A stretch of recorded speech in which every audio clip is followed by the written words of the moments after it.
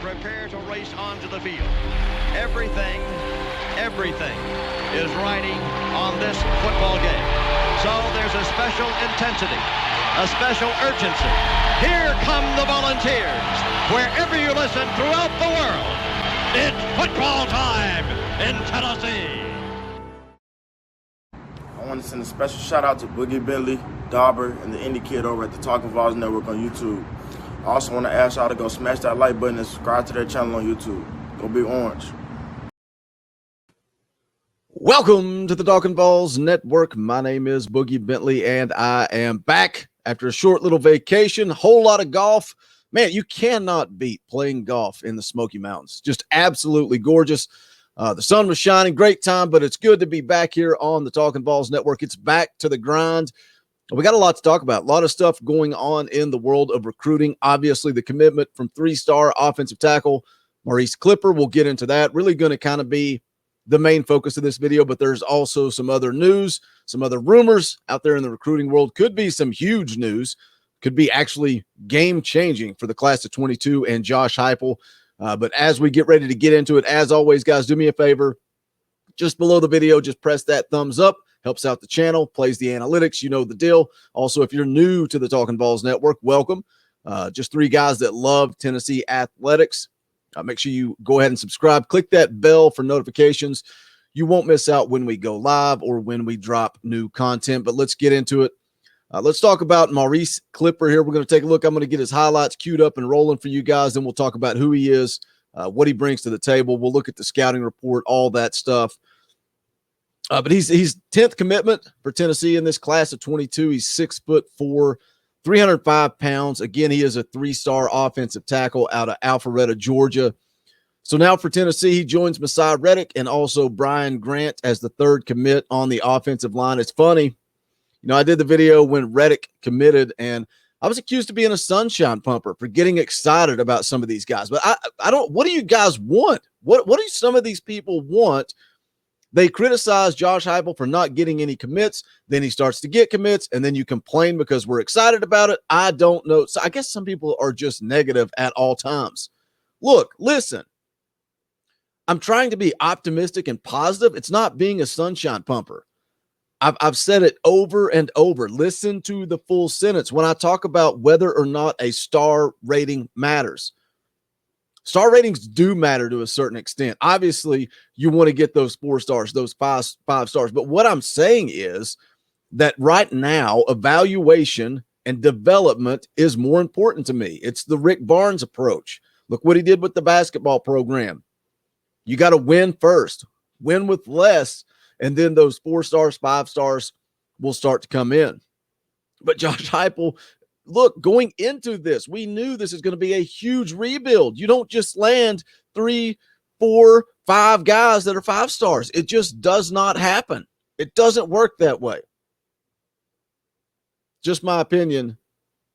Josh Heupel's survival is going to be all down to evaluation of talent and development of players.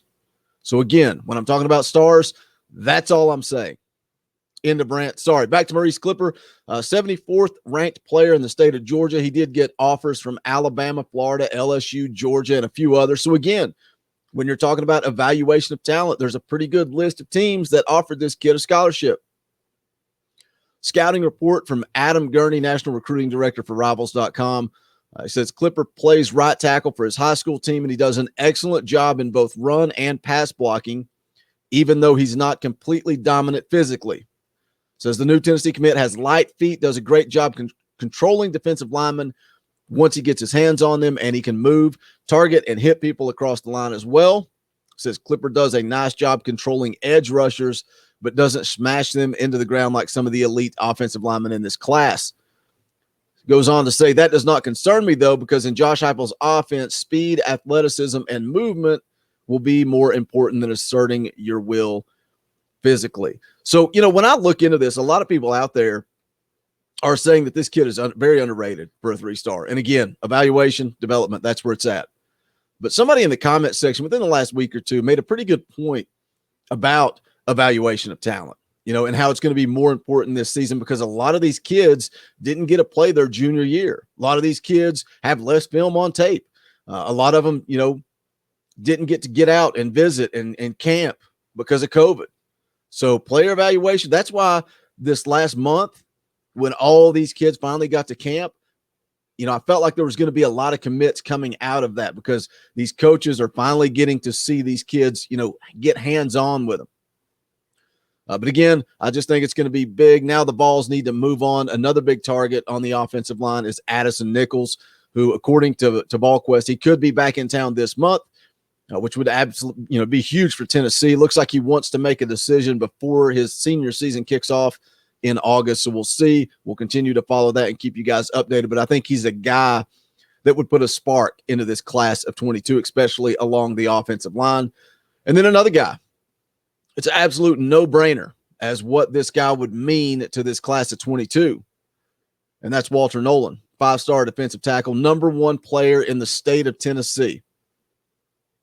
It's no secret what Walter Nolen would bring to this football team, especially working underneath Rodney Garner.